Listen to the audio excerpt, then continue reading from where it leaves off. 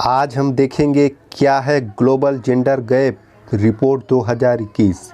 जानेंगे रिपोर्ट के मुख्य बातें व इसमें भारत की स्थिति, साथ में और भी कुछ परीक्षाओं के दृष्टिकोण से इसमें जो मुख्य बातें हैं। पहला तो ये किसके द्वारा जारी की जाती है।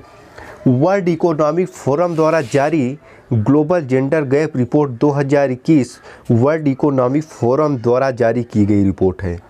किसके द्वारा जारी की गई रिपोर्ट है? वर्ल्ड इकोनॉमी फोरम द्वारा जारी की गई रिपोर्ट है। यह रिपोर्ट 156 देशों के लिए जारी की गई। यह रिपोर्ट 156 देशों के लिए जारी की गई जानकारी रिपोर्ट के बारे में।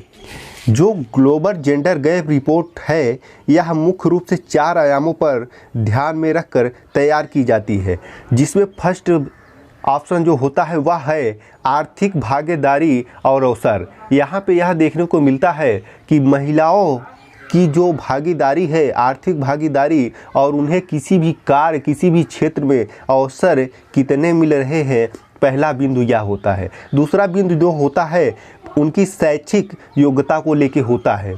तीसरा बिंदु स्वास्थ्य एवं उत्तरजीविता, और चौथा बिंदु जो निकाला जाता है वह है राजनीतिक सशक्तिकरण, कि महिलाओं की राजनीतिक भूमिका से कितनी महिलाएं सशक्त हैं और इतना आगे बढ़ाया जा रहा है। इसी क्रम में हम देख रहे हैं कि इसमें सबसे अधिक जेंडर इक्वल, अर्थात महिलाओं और पुरुषों में सबसे अधिक समानता देने वाला देश जो इस रिपोर्ट के अनुसार रहा है वह आइसलैंड रहा है। जबकि सबसे खराब प्रदर्शन अफ़गानिस्तान का रहा। सबसे खराब प्रदर्शन अफ़गानिस्तान का रहा, जहां पे पुरुषों की तुलना में महिलाएं इन चारों आयामों में अति ही पिछड़ेपन का सामना कर रही हैं। जबकि सर्वाधिक सुधार वाले देशों में लिथुआनिया प्रथम स्थान पर रहा, जिसने अपने पिछले रिपोर्ट के अनुसार इस बार सर्वाधिक सुधार किए हैं।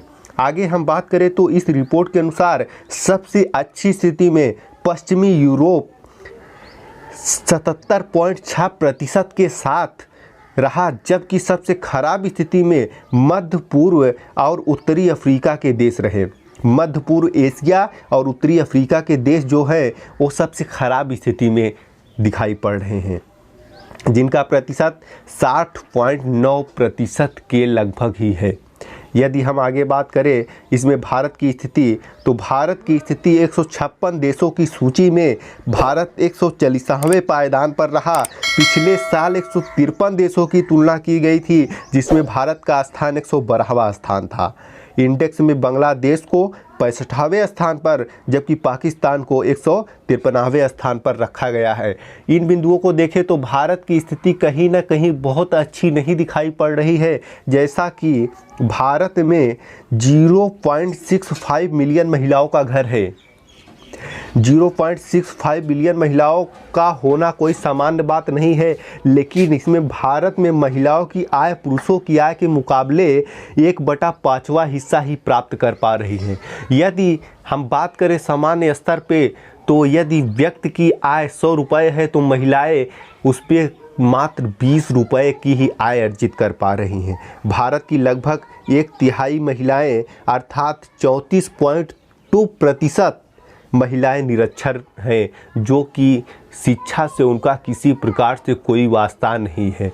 जबकि पुरुषों का यह आंकड़ा 17.6% पर है। कहीं न कहीं यह बहुत बड़ी असमानता को दर्शाता है। इसमें जो मुख्य रूप से प्रश्न बनने वाले हैं ये है कि ये रिपोर्ट किसके द्वारा जारी की जाती है, कितने देशों को इस बार शामिल किया गया और भारत का स्थान कितना रहा। धन्यवाद।